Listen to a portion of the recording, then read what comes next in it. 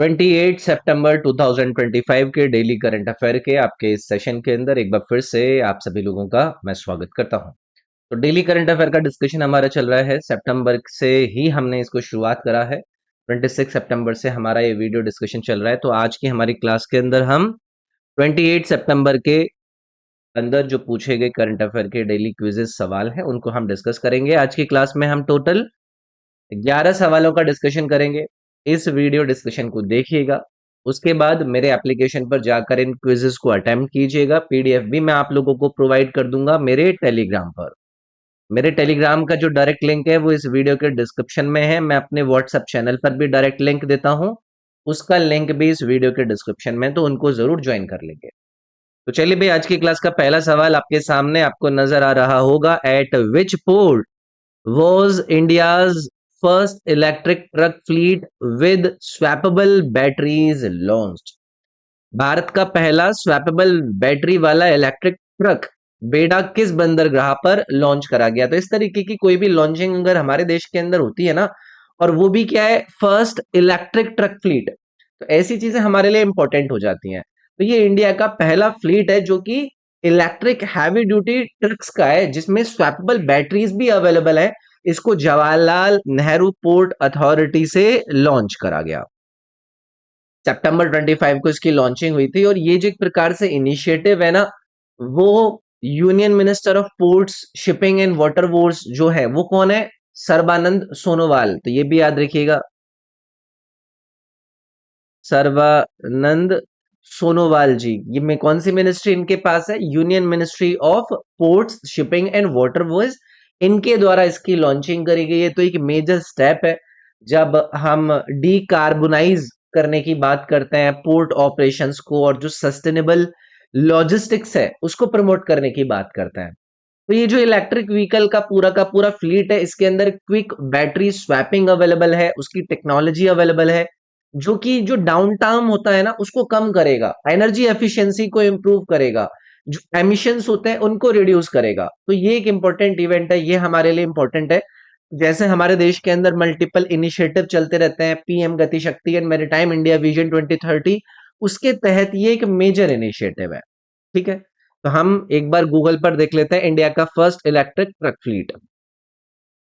India's रे रे रे इंडियाज फर्स्ट इलेक्ट्रिक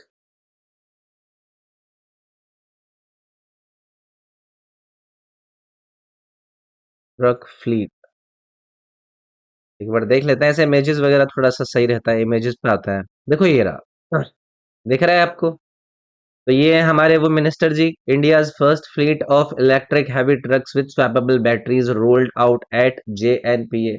जेएनपीए जब मैंने नाम बताया, जवाहरलाल नेहरू पोर्ट अथॉरिटी। ठीक है, तो देख रहे हो आप, ये यहाँ पर फ्लैग ऑफ करा गया है। तो कहाँ पर करा गया है, किस प्रकार करा गया है, ये सारी की सारी जानकारी आप लोगों के लिए पता होनी चाहिए। चलिए भी आगे बढ़ता है, अगला सवाल देखते हैं। अगला सवाल है, where did doctor S Jaishankar host the FIPIC foreign ministers meeting?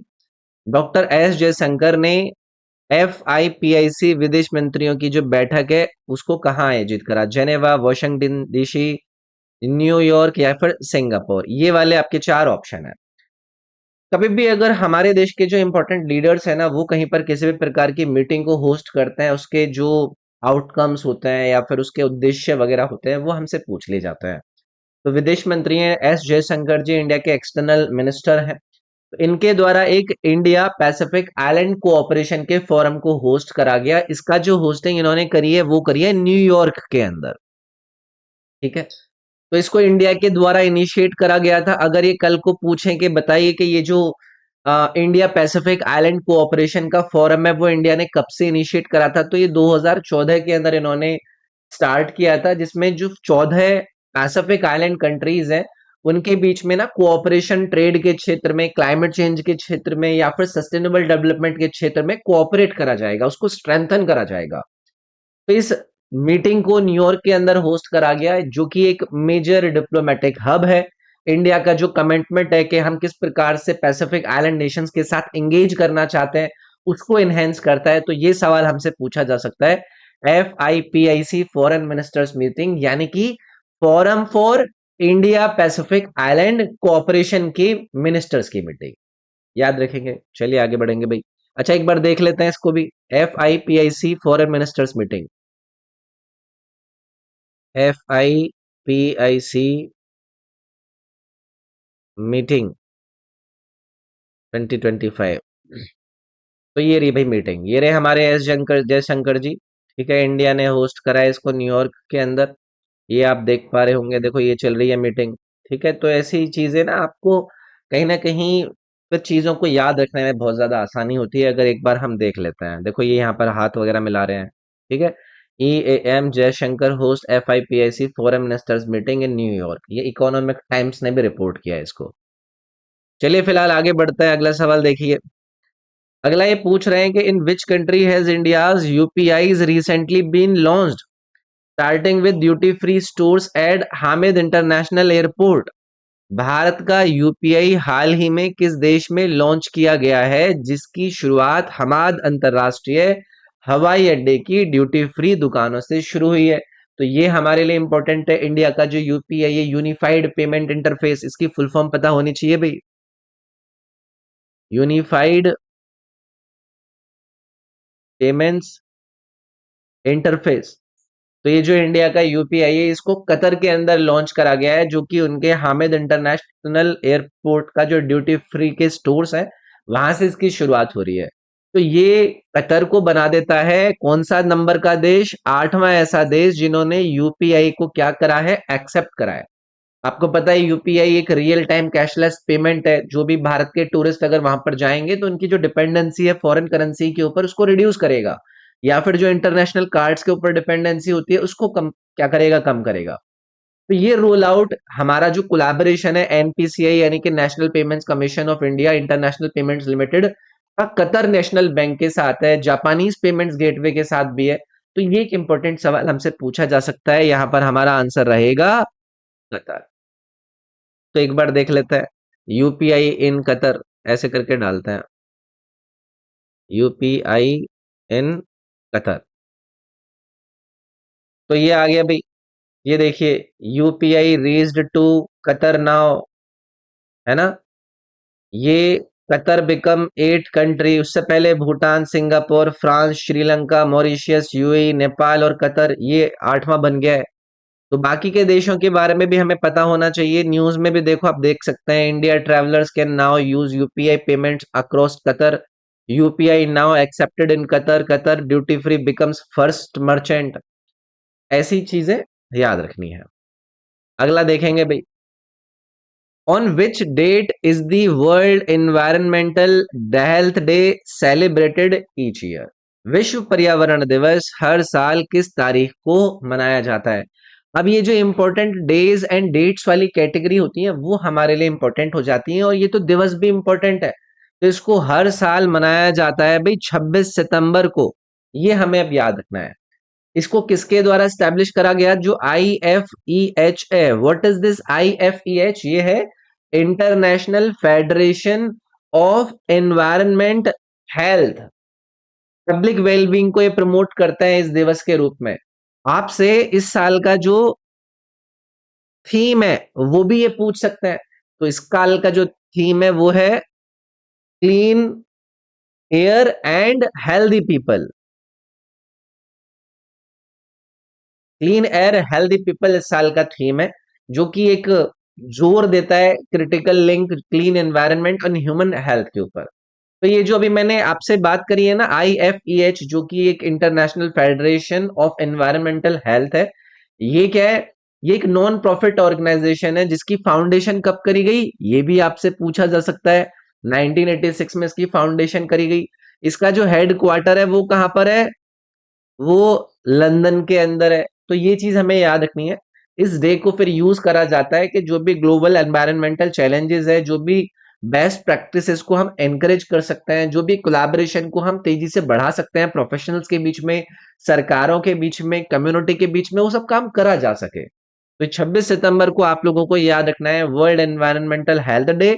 इसको कौन आयोजित करता है, इस साल का थीम क्या है, इसको आयोजित करने वाली संस्था का हेडक्वार्टर कहां पर है, उसकी स्थापना कब करी गई, ये वाली बात भी हमें याद रखनी है। तो चलिए एक बार देख लेते हैं वर्ल्ड एनवायरमेंटल हेल्थ डे के बारे में। World environmental health day 2025। तो देखो जी, ये आ गया, ये रहा हमारे सामने, international federation of environmental health, world environmental health day 26 September, world environmental health day. ठीक है, तो इस तरीके से चीजें आपको नजर आ जाएंगी।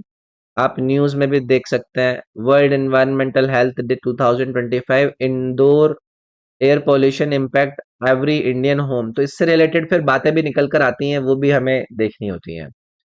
चलो अगला देखते हैं भाई, ये वाला देखिए, with which country did India sign a mutual recognition arrangement for organic products under the ECTA? Bharat ने ECTA के तहत जो जैविक उत्पादों के लिए पारस्परिक मान्यता व्यवस्था किस देश के साथ हस्ताक्षरित करी है, वो इन्होंने पूछा है।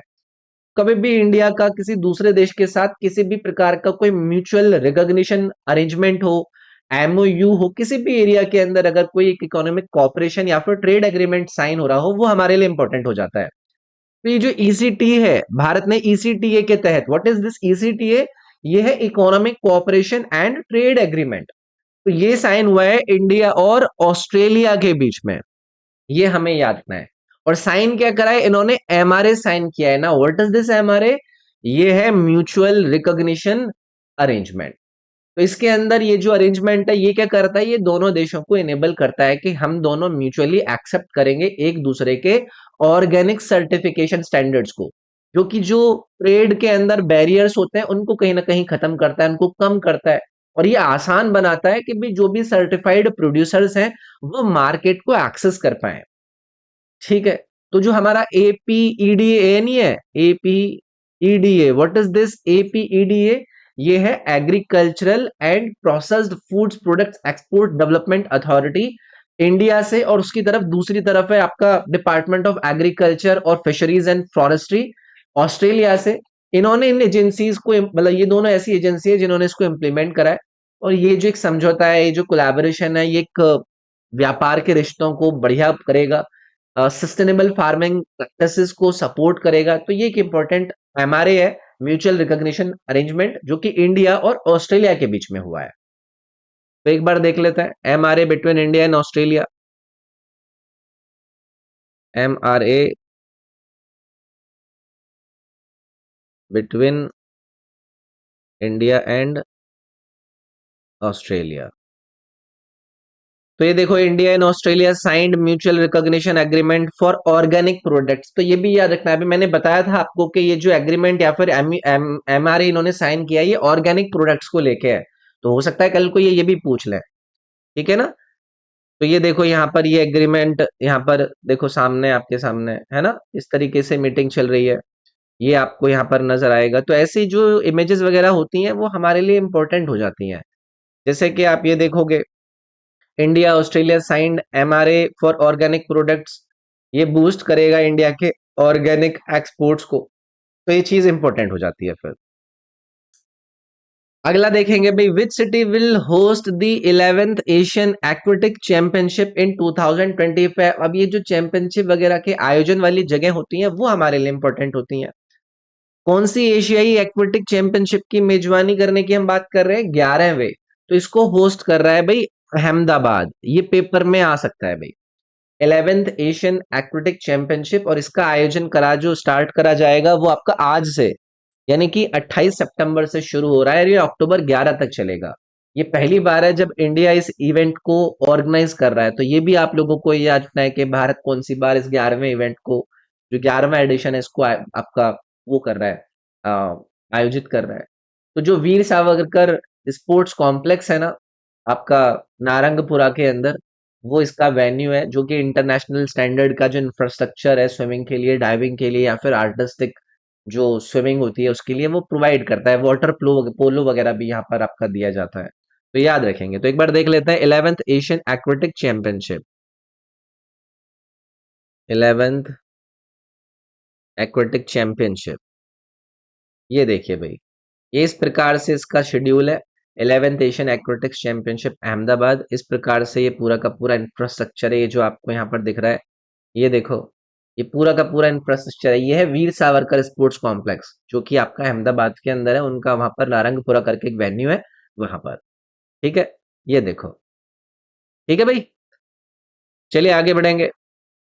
Where was the seventh future food forum 2025 held? सातवां फ्यूचर फूड फोरम 2025 कहां पर आयोजित करा गया?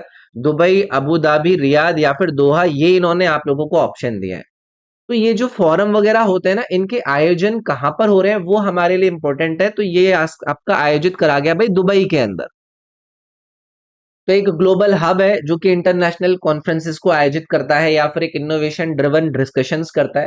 तो ये इवेंट जो सेवेंथ फ्यूचर फूड फोरम है, ये अलग अलग सरकारों के जो लीडर्स हैं या फिर जो बिजनेसेस, एकेडमिया, उनके लीडर्स हैं, उनको एक साथ लेकर आ रहा है, सो दैट के एक क्रूशियल थीम को एक्सप्लोर करा जा सके। जैसे कि सस्टेनेबल प्रोटीन्स क्या हो सकते हैं, कंज्यूमर ट्रेंड्स, एग्रीटेक क्या हो सकता है। तो उससे लेकर ये बात यहाँ पर है। तो इसका आपसे बस इतना सवाल पूछा जा सकता है कि इसका आयोजन कहाँ पर है। ठीक है, तो इसका दिखाना है, एक बार देख लेते हैं। Seventh future food forum, seventh future food, ये वो क्यों नहीं आ रहा? स्पेलिंग आई नहीं रही। चलो ये आ गया भाई, देखो ये रहा।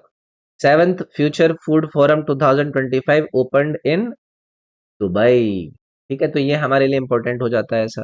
देखो ये चल रहा है यहाँ पर इनका डिस्कशन, शेख शेख लोगों का। ठीक है, तो ऐसे पूछ ले जाता है। ये रहा देखो, फ्यूचर फूड। ओके, चलिए आगे बढ़ेंगे भाई। On which date is world contraception day observed each year? विश्व गर्भ निरोधक दिवस हर साल किस तारीख को मनाया जाता है? अभी इस पर बातें करने से ना आधे लोग बचते हैं। ये जो वर्ल्ड कॉन्ट्रसेप्शन डे है, इसको एनुअली पहले तो याद रखना है कि 26 सितंबर को ऑब्जर्व करा जाता है। पहले तो ये एग्जाम रिलेटेड बात हमें याद रखनी है। भाई किस लिए बनाया जाता है? कि जो अवेयरनेस है उसको प्रमोट करा जा सके। किसकी अवेयरनेस? कि भाई जो full range of contraceptive methods हैं जो कि रिप्रोडक्टिव ऑटोनॉमी को ग्लोबली सपोर्ट करता है, उसके मेथड्स को प्रमोट करता है, उसकी अवेयरनेस को प्रमोट करता है। इसको 2007 के अंदर स्टैब्लिश करा गया था कि भाई हम ऐसे कॉन्ट्रासेप्शन के जो मेथड्स हैं उनको इनकरेज करेंगे, उन पर बातें करेंगे। तो इसका डेट एटलीस्ट याद रखना है, world contraception day, world contraception day 2025। तो देखो ये रहा भाई, वर्ल्ड कॉन्ट्रासेप्शन डे 2025, 26 सितंबर को ये मनाया जाता है। ये हमारे लिए इंपॉर्टेंट हो जाता है। ठीक है ना? A choice for all, freedom to plan, power to choose, ये थीम है भाई। ठीक है, ये थीम भी याद रखना है। ये तो 2024 का थीम है भाई, 2024 का थीम है। चलो थीम भी देख लेते हैं यहाँ पर ही, कहाँ पर लिखा है, ऑल में देख लेते हैं। तो ये है, why safe sex is important besides preventing pregnancy. ये इस साल का थीम है भाई, why safe sex is important besides preventing pregnancy. ठीक है, चलिए आगे बढ़ेंगे। In which state will PM Modi transfer 10,000 each to 75 lakh women under the Mukhyamantri Mahila रोजगार योजना? अब देखो इसी राज्य के अंदर ना, अब यहाँ पर राज्य नीचे डी विकल्प में दिया गया है, बिहार राज्य के अंदर। देखो चुनावों का भी माहौल है। ठीक है, तो थोड़ा सा करते हैं, हर पार्टी वाले करते हैं। तो मुख्यमंत्री महिला रोजगार योजना का उद्देश्य ये है कि जो इकोनॉमिकली एम्पावरमेंट करा जा सके महिलाओं को, वो करा जा सके बिहार राज्य के अंदर। और इनको ये क्या कर रहे हैं, 10,000 रुपए प्रोवाइड कर रहे हैं 75 लाख बेनिफिशरीज को डायरेक्ट बेनिफिट ट्रांसफर के जरिए। तो ये 26 सितंबर को शेड्यूल करा गया था। तो ये एक इंपॉर्टेंट इवेंट है। ठीक है, चलो भाई आगे बढ़ेंगे। बिहार के अंदर ही करा गया था, ये हमारे लिए इंपॉर्टेंट है। विच इंस्टीट्यूशन हैज बीन नॉमिन, अच्छा एक बार देख लेते हैं ना इसके बारे में। तो मुख्यमंत्री महिला रोजगार योजना 10,000, मुख्यमंत्री महिला रोजगार योजना, इमेजेस देख लेते हैं। ये देखो भाई, ये देखो, मुख्यमंत्री महिला रोजगार योजना, महिलाओं को व्यवसाय शुरू करने के लिए 10,000 रुपए की प्रारंभिक सहायता दी जाएगी। 6 महीने के बाद अगर व्यवसाय अच्छा चलता है तो 2 लाख रुपए तक अतिरिक्त दिया जाएगा। ये देखो फुल वो चल रहा है। ठीक है, तो ये बिहार राज्य के अंदर लाया गया है। चलो आगे आओ। Which institution has been nominated as the UN centre of excellence for AI. अब देखो ऐसे सवाल हमारे लिए इंपॉर्टेंट हो जाते हैं कि किसको क्या करा गया। एआई के लिए किस संस्थान को यूएन सेंटर ऑफ एक्सीलेंस के रूप में नामित किया गया है? तो इसमें आपको आईआईटी मद्रास का नाम याद रखना है भाई। इनको नॉमिनेट करा गया इस यूएन सेंटर ऑफ एक्सीलेंस के लिए, आर्टिफिशियल इंटेलिजेंस के लिए, जिसमें इंडिया की जो ग्रोथ है भाई, हमारा जो इन्फ्लुएंस है ग्लोबल एआई डेवलपमेंट पर, वो उसको हाईलाइट करता है ये। तो ये जो डेजिग्नेशन है वो कहीं ना कहीं जो एआई स्किल गैप है उसको एड्रेस भी करता है, जो एथिकल एआई गवर्नेंस है उसको सपोर्ट करता है, कोलैबोरेशन को प्रमोट करता है अक्रोस जो भी साउथ ग्लोब है। तो इंडिया का जो एआई मिशन है उसके अंतर्गत कई सारे इनिशिएटिव लिए गए हैं, जिसमें 10 मिलियन पीपल को हर साल ये ट्रेन करेंगे, लगभग 38,000 जीपीयूज ये डिप्लॉय करेंगे। तो ये एक इंपॉर्टेंट इवेंट है, इसमें आईआईटी मद्रास का नॉमिनेशन हुआ है, ये हमारे लिए इंपॉर्टेंट हो जाता है। ठीक है, UN centre for of excellence, UN centre of excellence, IIT Madras. एक बार देख लेते हैं। देखो ये रहा ऑफिस ऑफ, क्या आ गया, ये देखो, what do you need about newly launch centre of excellence. चलो ये तो दूसरी न्यूज आने लग गई है। कुल मिलाकर आईआईटी मद्रास का नाम याद रखना है।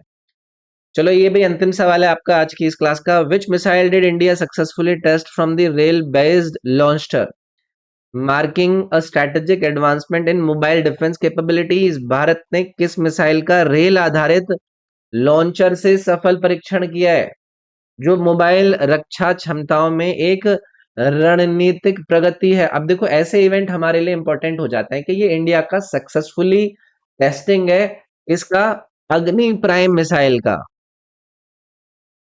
जो कि एक रेल बेस्ड लॉन्चर से आपका इन्होंने टेस्टिंग करा है। ये कहीं ना कहीं डिमॉन्स्ट्रेट करता है एक significant enhancement mobile strategic defence capabilities में।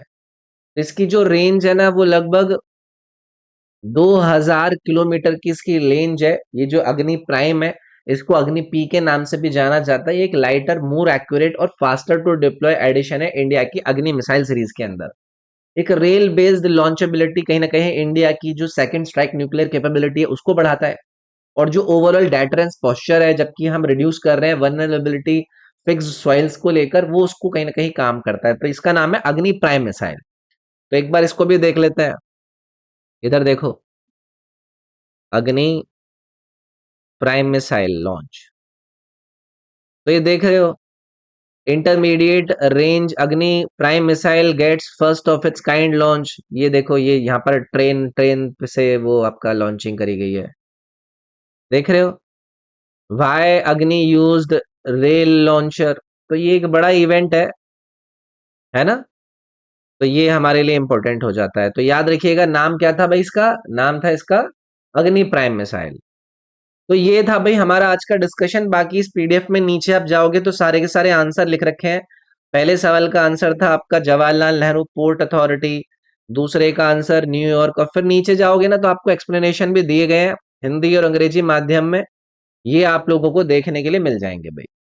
इसके अलावा मेरे ऐप पर ये सारे के सारे सवाल क्विज फॉर्मेट में अवेलेबल है। आप एक बार मेरे ऐप पर जाओगे, उसमें जो स्टोर सेक्शन है उसके अंदर आप जाओगे ना तो देखो आपको एक कोर्स नजर आएगा डेली करंट अफेयर्स का। ये देखो, इसके कंटेंट में जाकर आप देखोगे तो आपका ये सितंबर वाला महीना खोलोगे तो इसमें देखो आपका मैंने 28 सितंबर वाला जो क्विज है वो ऐड कर दिया है। तो ये एक मजेदार चीज है, आपको बार बार कहीं पर इधर उधर चीजें देखने की जरूरत नहीं है। अगर आपको ये वीडियो सेशन भी नहीं देखना है तो आप सिर्फ क्विज अटेम्प्ट कर सकते हैं, बाकी पीडीएफ तो मैं प्रोवाइड कर ही रहा हूँ आपको। तो चलो इस सेशन में इतना ही रखते हैं, फिर अगली वीडियो में मिलते हैं। इस क्लास की जो पीडीएफ है वो टेलीग्राम पर दे दूंगा मैं आपको, ठीक है। तो टेलीग्राम आप लोगों को ज्वाइन जरूर कर लेना है। जो टेलीग्राम का लिंक है वो इस वीडियो के डिस्क्रिप्शन में है, जो व्हाट्सएप चैनल का लिंक है वो भी इस वीडियो के डिस्क्रिप्शन में है। तो चलो मिलते हैं अगली क्लास में, आज के लिए इतना ही। Thank you, take care, bye bye.